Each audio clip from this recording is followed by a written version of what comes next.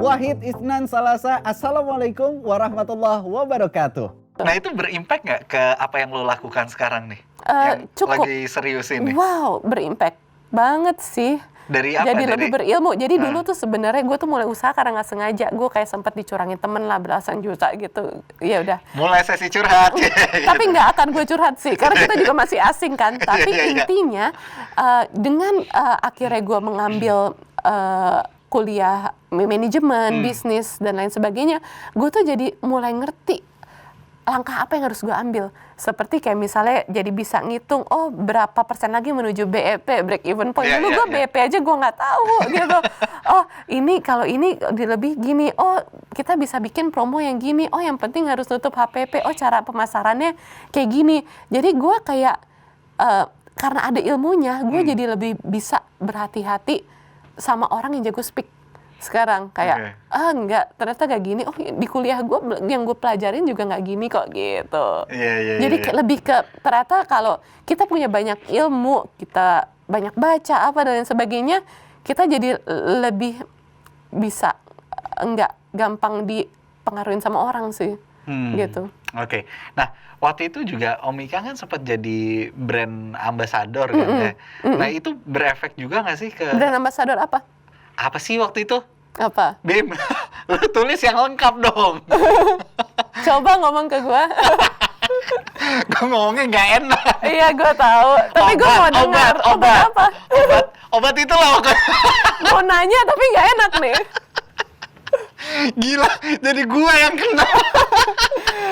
Nah, Oke, iya. Itu berimbas nggak sih ke lu? Berimbas tapi santai aja sih. Karena kan waktu itu sih biasanya teman-teman suka pada kayak, iseng kan. Oke, ya ini kan ya, itu bukan hal yang jelek ya. Dan bapak gue tuh ngelakuin itu supaya gue wisuda pada saat itu.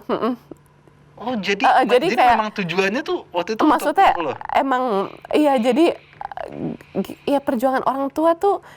Tapi kan orang nggak perlu tahu sedetail itu kan. Kayak kehidupan berkeluarga itu juga ups and downs gitu. Benar. Kita saling melihat masing-masing dari kita saat-saat worst-nya gimana gitu. Ya orang mau ngejudge tapi orang tuh nggak ngejalanin, dan gue nggak ngerasa bapak gue melakukan hal yang haram gitu.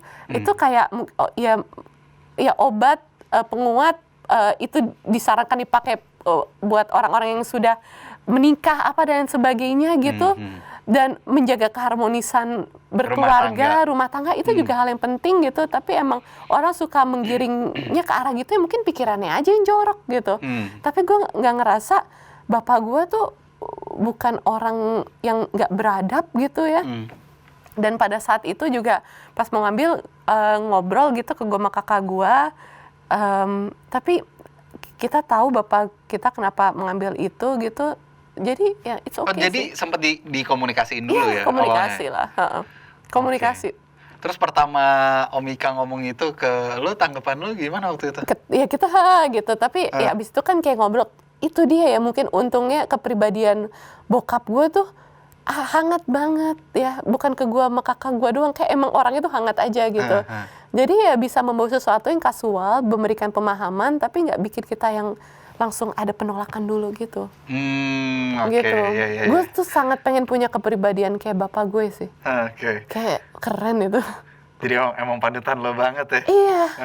Oke. Nah, terus sampai akhirnya lo bisa melakukan pendidikan di luar negeri, itu dari kemauan lo sendiri atau emang dari orang tua? Kemauan gue. Kemauan lo sendiri. Kenapa kok pengennya di luar sih? Enggak, lebih ke pengennya sih seni sih. Dan waktu itu jadi pengen seni ITB, seni murni gitu ya, yang kriya, lukis, tapi ayah ibu kayak kurang sreg gitu. Dan gue tuh emang bukan tipe yang bisa melangkahi restu orang tua banget gitu loh. Dan kayak restu orang tua tuh rada penting banget sih buat gue gitu. Terus ya udah nemu jurusan animasi di Malaysia, dan ternyata pas dihitung-hitung lebih murah dari kayak kuliah animasi atau di kafe di kampus swasta Indonesia. Terus ya udah kenapa enggak gitu di Malaysia. Ya udah akhirnya di Malaysia, dan pada saat itu animasi di Indonesia tuh nggak ada. Adanya tuh kayak D1 atau D3, lebih ke kursus. Gitu, Hello Fest, Hello Motion gitu-gitu sekolah. Kuliahnya tuh pada saat itu belum ada. Kalau sekarang sih udah banyak. Nah, tapi kan dulu nih si seni ini kan kayaknya dipandang sebelah mata gitu kan sama orang ya. Baru melek banget seni itu kayaknya sekarang gitu kan. Nah, lu waktu itu sempet kayak ada orang-orang yang meng-underestimate lu nggak, kayak lu ngapain sih di seni? Lu mau kerja apa gitu? Iya, sempet sih, tapi ya udahlah, emang gue bisanya itu, fokusin aja. Iya. Jadi lu tanggepin seperti itu orang-orang? Iya. Tapi ada yang gituin? Kalau misalnya temen kayak gitu, itu enggak sih. Karena kebanyakan temen gue juga suka minta tolong ke gue buat urusan seni. Kayak misalnya SMA gitu, ada harus bikin apa gitu, kerajinan kesenian. Itu gue IPS ya, anak-anak IPA tuh pada ke kelas gue, yang teman-teman gue bikinin dong ini. Semangat IPS kita. Iya. Nah, and it's okay gitu. Nah, terus ya udah gitu, gue bikinin tugas-tugas mereka dan dapat 8,5, dapat 9 gitu-gitu. Jadi kayaknya mereka sih nggak tahu diri kalau ngomong gitu ke gue. Tapi dari dulu tuh gue emang tipe anak yang suka diminta tolongin temen-temen buat ngerjain hal-hal yang berhubungan sama seni dari dulu. Jadi orang nggak pernah underestimate gue kenapa gue pengen fokusin seni. Dan kenyataannya alhamdulillah gue bisa hidup dari skill gue sekarang. Iya, benar. Dan bahkan sekarang malah skillnya itu dipandang ya kan orang. Kayak gue jadi belajar jualan sekarang, pandemi. Jualan tuh susah, tapi alhamdulillah kemarin kayak sold out cepet banget jaket bikinan gue dengan gambar gue di belakang.